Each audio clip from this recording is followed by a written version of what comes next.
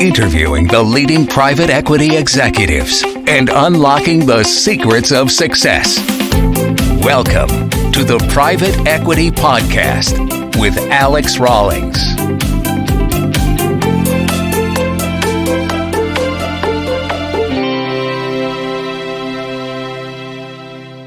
Hello, everybody, and welcome back to the Raw Selection Private Equity Podcast.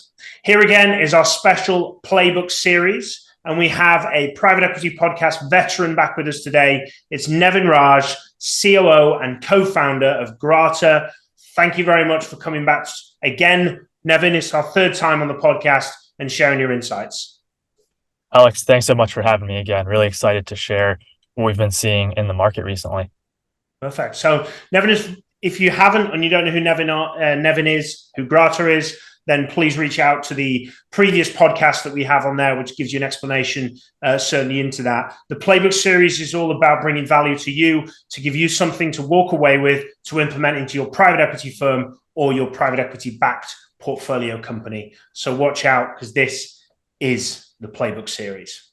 So I'm really excited to talk about a subject which is highly contended at the moment, highly talked about, and I know Grata's been doing a massive push on, and that is inbound, proprietary deal sourcing, proactive business development. Nevin, so if you want to give us a kind of an overview of things, and then let's dive into the details of how private equity executives can implement this and the different strategies they can use to implement it into their firm. Yeah, absolutely. Alex, let me just start with a 30-second intro and with really the volume of knowledge that I'm using to base some of these observations on. So, as you mentioned, I'm co-founder and CEO of Grata. Grata is the leading business development and deal sourcing platform for private markets. We're used by private equity firms, growth equity investment banks, and corporate M&A teams. And my team has about 300 to 500 conversations with business development professionals every month. We record a lot of these calls. I listen to them, and I get on a few calls myself every day. And so we have a huge volume of knowledge as to what professionals are asking for in the space, what the trends are, where they're headed. And I wanted to share really one very large observation we've seen come to light, especially in the last 6 months. That's a paradigm shift in business development, as you've described. We've coined the phrase PBD, but what it really stands for, what it means is proactive business development. And that's what we hear time in and time out. That's been the top keyword that's been shared on calls and in emails is, Grata, how do we be more proactive with our business development? And that's what I want to talk about today. Perfect. Well, keen to get into it. So if you want to give us kind of a bit of an outline of what are the different tools that people can use or private equity executives can use to start with proactive business development. Yeah, absolutely. It really starts and comes down to what are your channels for how you're going to generate deals? And do you believe in expanding those channels? Because the way to be proactive is to, if you depend on one channel, it's almost every private equity firm has a portfolio. And you have a series of ways that your companies generate deals. If you talk to any of your portfolio executives, they're going to tell you, we don't get deals just one way. We have sales, we have marketing, we do calls, we do emails. It's the same thing in private equity. What's happening is the expansion of channels, and it takes first a business development leader to realize that they need to expand channels and really diversify in order to set up and know the tool set that they should use for channel diversification. A lot of it starts with a business development platform, a platform like Grata, combined with a CRM and a store of record, a platform like Deal Cloud or Affinity or Salesforce or HubSpot are some of the most common ones we see in private equity.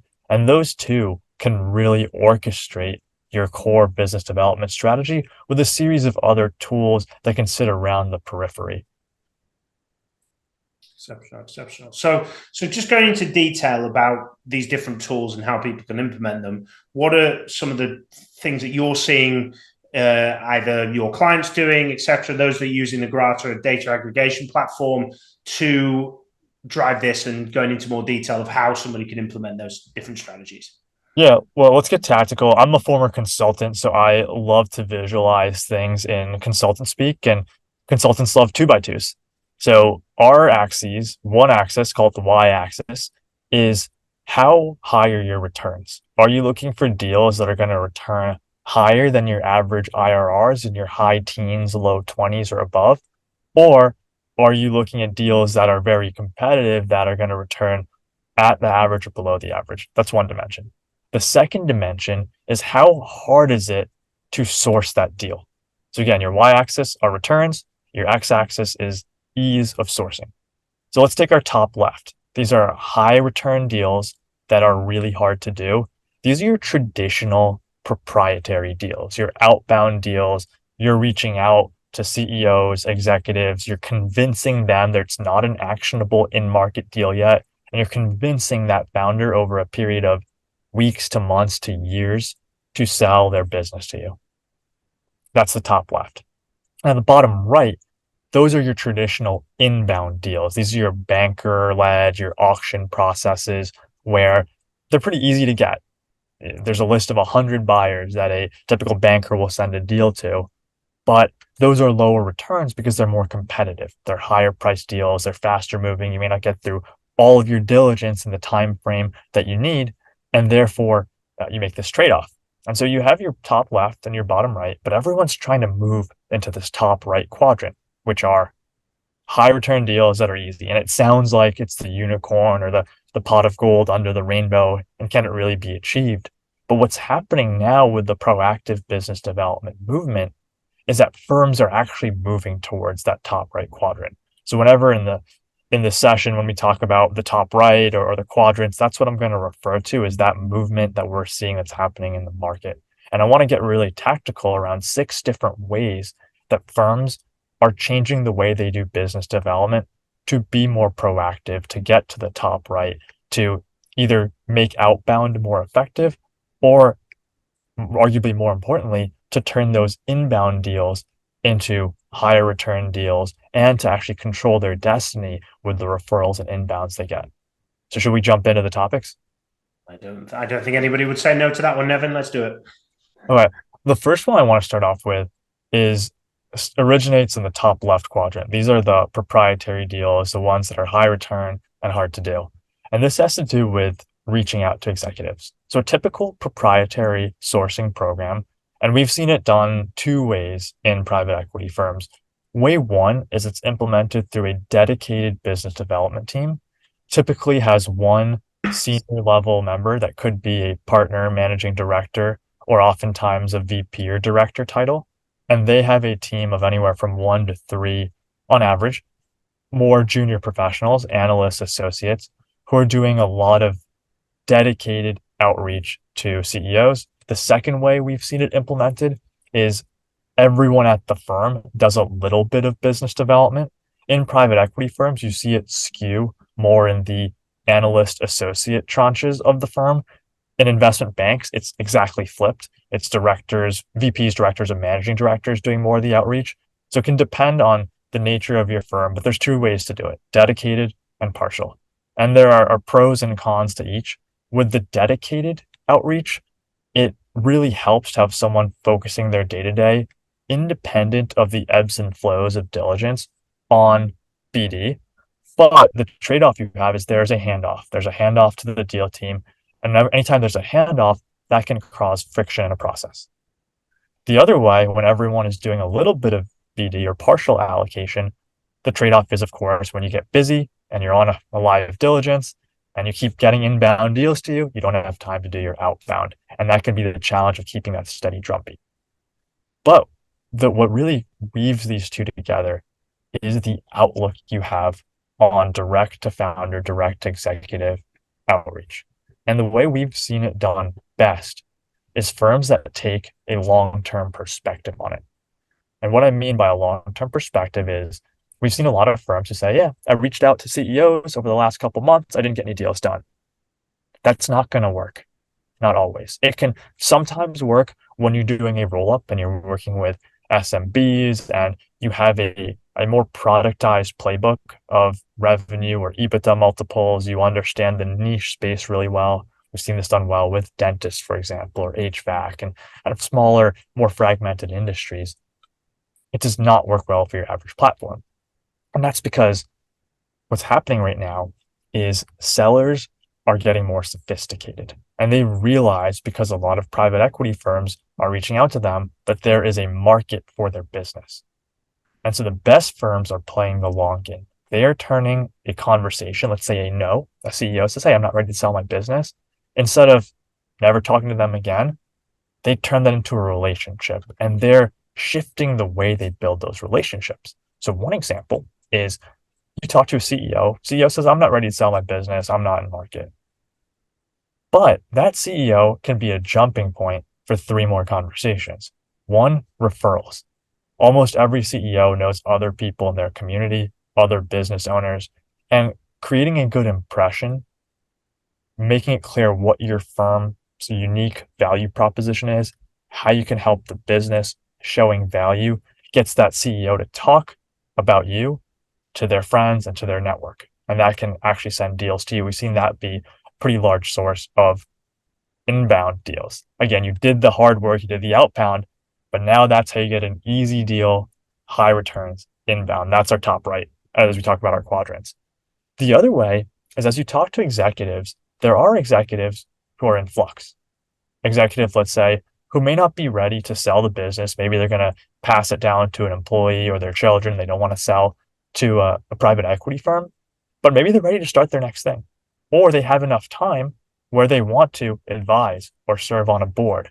Oftentimes, an executive can be your best source of deal flow, even if it's not their own company that they're selling. And Alex, I know you see this with your business, with all the executive searches you do. Some private equity firms are even trying to find former executives and sign them up on retainer to help them execute on, let's say, like a roll-up thesis or a platform thesis.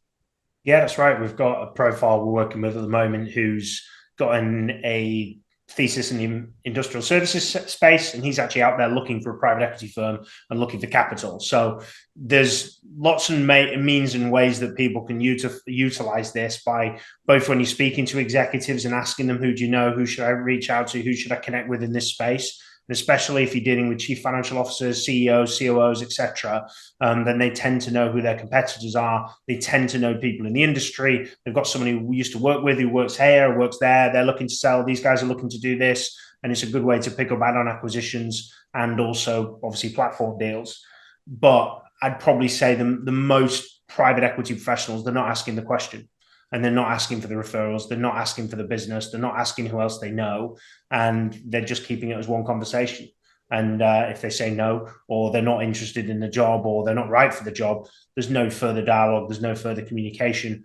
The other way we are actually seeing is the sometimes referred to as CEO first program, sometimes referred to as the executive program, where they'll actually bring an exec in from industry who's been there, done that, probably done private equity exits, and getting them to actually be part of the acquisition team and BD team, and go out there and leverage their network and connections and their expertise to identify potential opportunities. And a lot of that is, believe it or not, chief executives picking up the phone and doing BD calls to other chief executives in the industry. So it's definitely a hell of a tool. And I think the first thing that private equity professionals need to do is start asking every executive they know, who would they recommend they should reach out to that may be in consideration to sell their business now or in the future? Yeah, just that simple question that you said is a complete game changer. And even when you sign an executive up on a mandate, they will help with the thesis development, telling you where to go, what to avoid in the industry. They can help with target identification. A lot of them do outreach. They will email and call everyone in the industry they know. And that could be, especially for a niche, every company. And they'll also help with the diligence. So you get full life cycle support. It is a game changer right now in the market, I have to say, as we see it coming up. Now, the third point I want to talk about with executives, and this is happening more commonly too in the upper middle market and mega fund segment of private equity, is building relationships before a process. And I think part of what's happened in the last year with the macroeconomic downturn is large companies, sponsor-backed assets, executive teams have been told, you cannot take your eye off the ball. You need to continue to push, hit KPIs, hit numbers. And a process can take 3 months, 6 months. If the management team's eye is off the target for that long, you could miss numbers, and that can lead to a worse outcome and an exit. Therefore, what you're seeing in traditional processes that used to be broad auctions, they've actually started to make them more limited auctions. And management teams are saying, I'm not going to talk to 15, 20 sponsors. I'm going to talk to 3 to 5. And I already have my short list. And how does that short list even happen? Well, it's the sponsors they've been talking to for the last 1, 2, 3, 4 years. That it's another example of how reaching out to executives, building the relationship, and showing value over an extended period of time then takes what used to be a broader auction, puts you at the top of the list, or with auctions even decreasing and becoming much smaller, much tighter processes, it's almost a need to have a seat at the table. And we're seeing this from all the mega funds, $1 billion plus, who used to say, yeah, like all of our deals come to us, are now saying, oh, we actually need to go out and have years of history with the CEO if we even want a chance at this deal. Yeah, absolutely. Makes sense. Makes sense. Is there any other areas that you would be recommending to private equity professionals to be either other questions that you're seeing that they should be asking or any other tools that they should be utilizing to basically drive this deal flow? Yep. So that was actually all of point one. I would call it point 1A, B, and C. Overarching being executives, point 1A being how you go beyond the transaction and asking for referrals, 1B being signing up executives on mandates, and then 1C is building long-term relationships to be at the top of the list in the process. I actually have 5 more ways of doing this.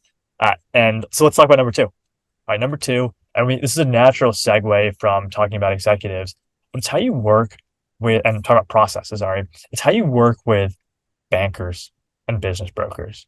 Because they, right now, deal flow from bankers sits in that bottom right quadrant. They are easier deals to execute. The financials are clean. The management has been coached, but they are more competitive. And we said the limited auction process, 3, 5 buyers, that's way less competitive than a broad auction process. But how do you systematize and get bankers to bring you deal flow has been a big question at the top of private equity minds. And this has happened actually more often with VPs and managing directors who manage these relationships. Until recent, we've seen this actually expand to the mandate of the dedicated business development teams. And what we've heard happening is this really topic around syndication of a thesis. So what happens is a private equity firm picks a space they like, and they do a lot of research in that space, and they develop a thesis. That can be understanding of the space, that maybe sometimes they write a white paper or build up a deck. They talk to some executives, or we said even maybe signing up an executive on retainer to help them with that, tapping their portfolio, but they build up this knowledge base. And therefore, this allows a private equity firm, when on a deal in that space, to really short circuit virtually all of the market and competitive diligence and just get right into the financials to see if they want to buy the asset and what the valuation should be. Now, how this relates to bankers and brokers is syndicating that, sharing that, talking about the topic with them, showing your knowledge, and actually just sending out, I call it like the bat signal, sending out the signal, hey, we're interested in this space, we've done a ton of work, gets you top of mind. Because what happens is anytime a banker gets a sell-side client, they need to say, what's my list? Who are my top 5 sponsors? Who are my top 5 strategics? Who are my other 95? You don't want to be in the 95. You want to be in the 5 because the firm knows you have a thesis. And that goes beyond transaction history. A bank can say, hey, this private equity firm has done 5 deals in, I call it nutraceuticals. But if you've never been in the space and you've done a lot of work and you want to enter the space, they have to know you have a thesis. And that's the way you actually systematize the inbound flow of deals. It's by syndication of your thesis. The second thing we've seen is actually finding niche. As you go lower down the market, you tend to find boutique banks and boutique brokers who are more industry specialized. And these are not your bulge bracket banks, of course. These are your boutique specialists, and they can specialize from anything as broad as financial technology or technology down to something as narrow as payments. And if you can build those relationships that align with the thesis that you're syndicating, those are where we are seeing the most fruitful deals coming from, because then you're always going to be at the top of the list. And the more boutique the bank, the harder it is for them to run a broader process. They just don't have the resources to talk to 100 sponsors in a process. They can only talk to 5 or 10. Sorry to interrupt here. Just a quick note to highlight our new sponsor, Grata. The private equity market is rapidly shifting to a data-driven, proprietary deal sourcing standard. Grata provides the window into over 7 million middle market private companies. Contact Grata so you can access the market first. Request a demo at www.grata.com. Now back to the podcast. So if I'm thinking about that, I'm thinking if I was a managing partner of a private equity firm, my first point would be, I don't have time to do this. I suppose your answer with that would be, we'll hire somebody in the BD role to execute this. And then the second thing I'd be thinking of, there's lists of banks out there and there's options, but I'm sure there's tons of banks, investment banks, M&A advisors, etc., that won't have heard of. How do people go about finding that information? So average number of relationships that a mid to senior professional has for banks is 5 to 10. There are 6,000 banks in the US, investment banks in the US. So that's about 1%. So the big question is, how do you see the other 99%? And that's the challenge you're asking. The only way to do it is to first of all, know who's in this, who does deals and who's in spaces relevant to you. And the second is to mechanize and standardize the outreach to them. So let's talk about both parts. So how do you know who's out there? Well, you have to search for them. And that's really challenging. In fact, there's not a great way to do it. It's actually something we just built into the Grata platform, is the way to search for boutique banks and actually find them based on their specialties and areas of operation that can help you develop the thesis. So once you have that, you could use Grata. Google, it's pretty hard to do. This may be searchable to some extent in, like, for example, PitchBook, but it's hard to do. So you need to do the work and get the list. Once you get that list, it needs to be put into your CRM. And then it's just creating a loop saying check in every quarter. Or if you tag them, like let's say in Grata, you run a search and you tag them to a particular industry, then it's being able to say, hey, when I'm running a campaign in this industry, these are the bankers I need to reach out to. And everyone has, on average, like 2-3 meals a day. So there's a lunch, there's a dinner, there's breakfast every day. If you're traveling or if you're in town and you've got your bankers next to you, it's very easy to say, hey, I'm going to eat lunch anyway. Instead of eating at my desk, why don't I go eat with someone who's going to bring me a deal? So while there's limited time, we know people more often than not make time to eat and make time to have a meeting. So you just have to build it into your DNA that I'm going to have these conversations because it's going to lead to deals. Okay, so this is the information where to find that. So that was point number 1. Point number 2, what's route number 3? What's up? Point number 3. Point number 3 is the engagement that private equity firms have with their M&A advisors outside of banks. When I say M&A advisors, these are points 3 and 4, are their lawyers and their accountants. So typically on a deal, private equity firm in the late stage post LOI is going to hire the lawyer to look at the purchase agreement and the accountant to do the QOV. I know I've seen QOVs happening earlier in the process, even pre-LOI, but you're going to bring in these advisors. Now, these advisors tend to have a transactional relationship with the private equity firm, and the larger advisors tend to have specific sponsor coverage groups who work almost exclusively as relationship managers with sponsors.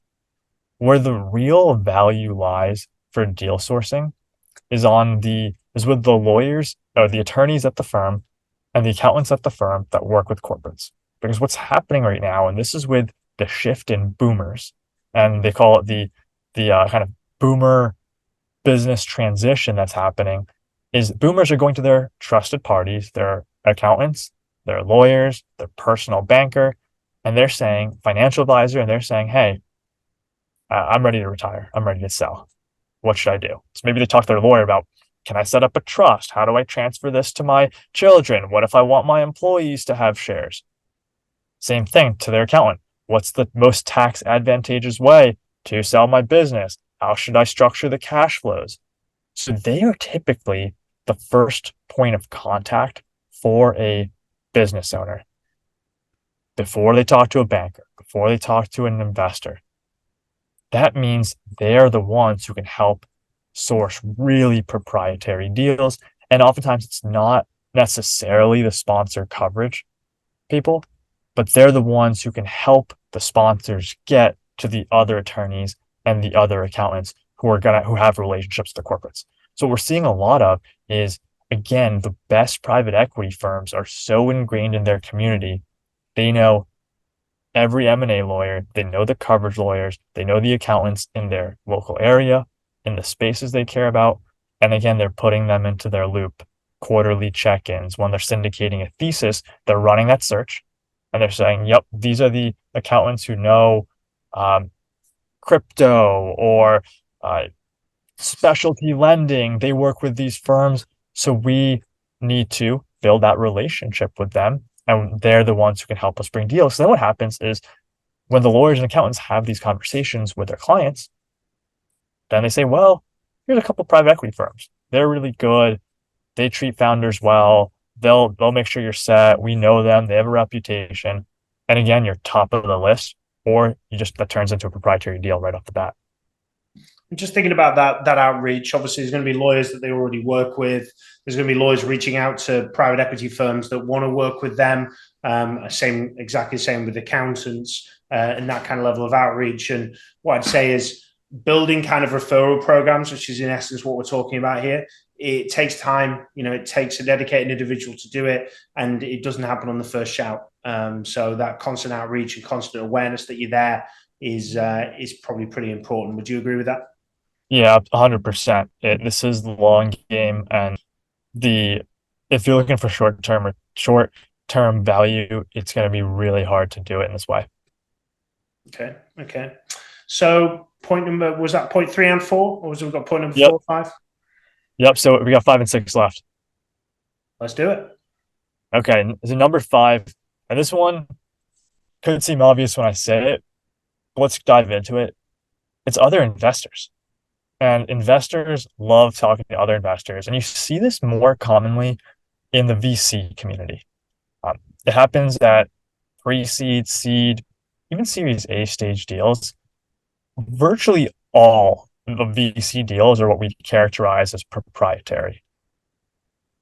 I have yet to see a seed or Series A size deal that's been a banked deal with a formal auction process. I mean, that's just like extremely rare. So how does VC do it? Because VC can get really high returning deals and they're coming to them and it's proprietary. Well, the way they do it is there are these almost informal networks where the seed stage investor knows the Series A investor knows the Series B investor, and there's this chain. A lot of times even invest in each other.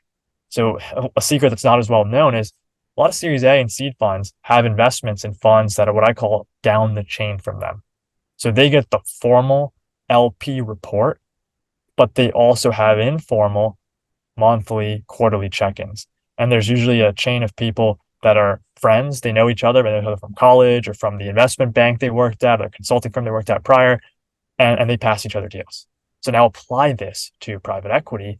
The same thing happens in PE, or should happen in PE, where private equity firms are all of different sizes doing different deals, and there's a natural chain from your lower middle market, your growth equity and lower middle market firms, to your mid-market, to your upper middle market, to your mega funds. And again, the community is fairly tight-knit, and people know each other within 1-2 degrees of separation, but it's not happening as much. And the ones who are doing it really well have regular check-ins and almost like alliances with other investors. So what happens is if an investor down the chain is ready to kind of sell a company in their portfolio, they pass it to you. They say, hey, you need to talk to this firm first. They're a friendly of ours, they're a partner of ours, and you get a first look at those deals. That's what helps one. Looking up the chain helps you in 2 ways. One way is obviously selling your portfolio companies. You want to have relationships on the other side, and you want to have people, trusted parties who are qualified, can close and can pay the prices needed for your returns. So you want to have that. But on the flip side, because the private markets are so obfuscated and there's not a lot of transparency, a lot of times bigger funds will see deals that are too small for them. So they'll get a deal and they'll say, oh, this is just too small for us to do.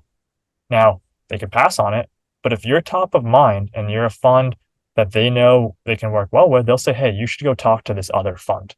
This may be the right size for you. It happens a ton in VC where a firm will say, hey, you're too early stage for us. Go talk to the seed fund. If it's a Series A fund, it just doesn't happen that much in private equity because of firms feeling like it's competitive when it really, when you look at the fund sizes, yeah, sure, maybe you're competing on add-on deals if you're a $5 billion fund and a $500 million fund. Okay. But realistically on your platforms, you're looking at totally different size checks, different stages of companies, and the best firms have started to collaborate this way. Makes sense. Well, makes a lot of sense. So it's again just about having that person pointed to develop those relationships, be reaching out to these different individuals. I never even thought of that, actually. That's really interesting thought process. If you have, up and down the food chain of private equity and people referring individuals or firms within, imagine somebody ends up in a loop situation for either an add-on acquisition at a big, large cap private equity firm or whatever, doesn't quite look right. That can be fed back down and could be a platform acquisition for a low middle market firm or an add-on acquisition for a mid-cap firm. So that's really interesting. Exactly. And I'm sure you see it too with executives who started off at a bigger company and they go to a smaller company saying, I know the playbook. I know how to get us from point A to point B. Similar analogy. Yeah, absolutely. Absolutely. So point 6, Nevin. All right, point 6, last but not least. I call it the IRL strategy. It's in real life. Now, what does that mean? That means that most firms sit behind the computer screen and email. Occasionally, some firms call. It's still a pretty impersonal way of catching a CEO's attention. CEOs are very busy, but CEOs and executives are engaging with their communities. For example, most companies send their top executives to the trade shows and the conferences and events that are most important for their industry. That means if there's a company you want to get in front of and they've got a booth, let's say at a conference or at an event, and you go up to the booth, they can't run away from you. They have to stay at the booth. You're going to get a conversation in whether they like it or not. That is a very simple way to start a relationship. Now you've established a face-to-face conversation. I can get 1,000 emails in my inbox a day, but I can only get so many people walking by my booth, coming up and talking to me. You set yourself apart instantly. That builds rapport to be able to then email, text, call in the future. So we've seen that in real life, it's going to the booth, it's setting up a meeting at an actual real event that matters to the company. Now, there's other strategies that spawn off of this. So that's my 6A. My 6B here is if you're at an event, or if that's part of your strategy, you can guarantee ROI, because right now the world is all about how do we have measured spend? How do we have measured ROI? We want to make sure what we do is going to return. If you know who's going to the conference, who the attendees, speakers, exhibitors, sponsors, etc. are, what you can do is 1, 2, 3 months in advance, you can start messaging the people at the event, the companies you want to meet with, and say, hey, I'm going to Money 2020. I'm going to Blueprint this year. Are you going to be there? And if they say yes, great. Say, let's set up a meeting. If they say yes, great. If not, can I stop by the booth? That's a way where you can look at your calendar. You can say, hey, I've got 10 meetings scheduled. I need to actually pay for a ticket and attend this event. So you don't even have to get the ticket until you've proven ROI. Once you prove ROI, then you can sign up. And the other way to do it is on the other end, which is after the event. So maybe you go to the event and you don't meet with who you want to meet. You can send them a follow-up message saying, hey, walked by your booth or saw your talk. Would love to chat. Or even if you don't attend at all, I really would have liked to have come. I wasn't able to this year. My flight got canceled. I just had other things going on, but I saw that you spoke or did this at this event. Would love to catch up and talk about it. That's another great way to get someone's attention and to start a conversation and to generate deal flow. Yeah, in my experience, a lot of these associations, a lot of these events, they have your ability to publish they either publish the members as a promo of who's going to be there. Yep. Obviously, the speakers certainly are, but then also you can buy attendee list as well to be able to utilize that. So that makes a lot of sense. Yeah, and private equity has been okay on point six. They've caught on to events, but we've only seen the best in class firms systematize it into those three structures of pre-event, at event, post-event strategy to maximize their deal flow around the events. Perfect. And have you seen, I'm just thinking of the follow-up here. I mean, obviously we've set out the initials, those 6 strategies to deploy into your firm. Have you got any kind of sight of how people manage this and how private equity firms are managing these relationships? Because I can imagine you get quite a few different people. And I know private equity firms love spreadsheets when it comes to managing data and people and things. Unfortunately, we're getting a little bit more sophisticated. Hopefully, we'd hate that in our portfolio companies, but certainly private equity seems to be that way. Have you seen much about kind of that kind of relationship management type tools, whether it be kind of CRM type work or anything like that? Yeah, we've seen, for example, Deal Cloud has some of these structures out of the box. So you can manage banker relationships separate from operating companies and target companies, and that's pre-configured for you. You can configure a Salesforce instance to work this way. Same thing with HubSpot. It just takes a little more effort, maybe a CRM or a database admin, but that's where people are really storing their conversations and interactions, or creating these loops and reminders of when to reach back out. And so I think of that as really like your database or your system of record. Where it's happening outside of that has been traditionally fragmented, as you're saying. Do you need someone do you need a different person to do each of these, or how can one person handle 6 different channels?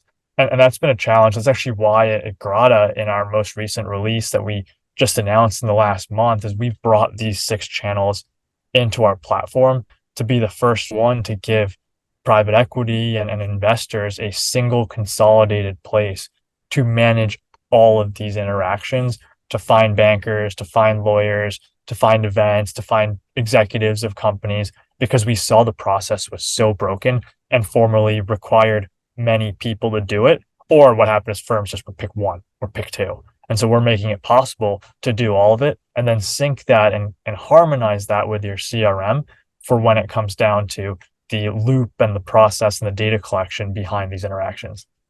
Makes a lot of sense.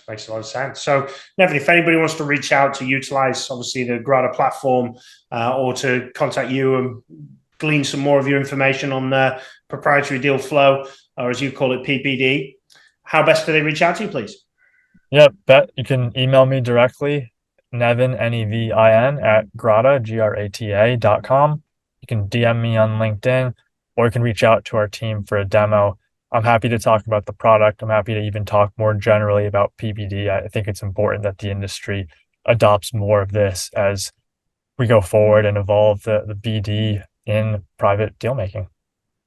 Well, Nevin, you've shared 3 podcasts with us now, so I really appreciate your time, sharing your insights, sharing the value, certainly what private equity firms should be doing from a deal sourcing and deal flow perspective and increasing that. So thank you very much for coming on. Thank you very much for sharing all you have shared and bringing so much to the Private Equity Podcast. Yeah, Alex, appreciate you having me on here, and I hope our audience really learns something and can take something away from this and get more deals done. Absolutely. And as always, thank you very much for everybody who's joined us today and is listening in. Should you ever need support with private equity professional hiring or portfolio executive hiring, please do reach out to us at Raw Selection. We operate across Europe and North America. If you haven't already, please do subscribe and you'll be notified of the next podcast, which comes out every 2 weeks. But till the next time, keep smashing it, and thank you very much for listening. Thank you for listening to the Private Equity Podcast on www.raw-selection.com.